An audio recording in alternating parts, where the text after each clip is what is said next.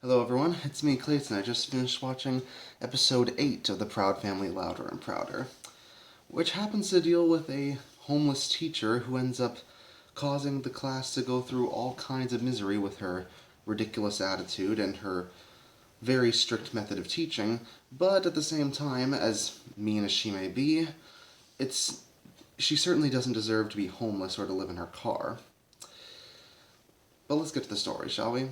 The story revolves around Miss Lisa Hill.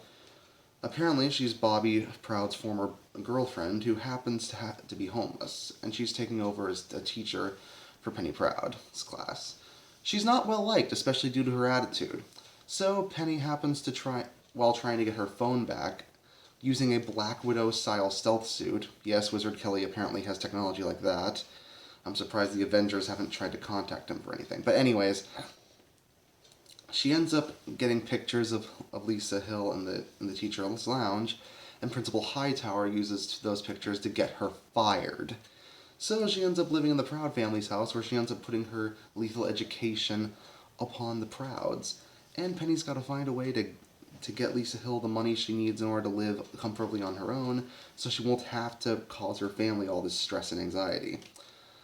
But yeah, I think the big problem with this episode is Lisa Hill herself. Not really her voice actress, I think she did a pretty good job. It's more the fact that she's not particularly likable. I get that that's the reason that Penny and her friends are against her in the first place, but when she ends up doing that kind of education with her family, like forcing them into pop quizzes and having them do reports even though they're living adults with their own jobs, it just feels like it's going a bit overboard, especially since she's not even a teacher set only a few minutes into the episode. So it does feel like Penny's only doing this out of obligation and, her and more for her family more so than Miss Hill herself. It does show, of course, that Penny loves her family, of course, but it would have helped us out if they made Lisa a tad more sympathetic. Thankfully, the subplots are pretty fun, though, with Bobby Proud trying to teach Zoe how to dance well for the band, considering she chose a flute so she wouldn't have to be in the foreground, but now she is in the foreground. Though it is kind of weird considering wasn't Zoe able to dance pretty well in the Proud Family movie?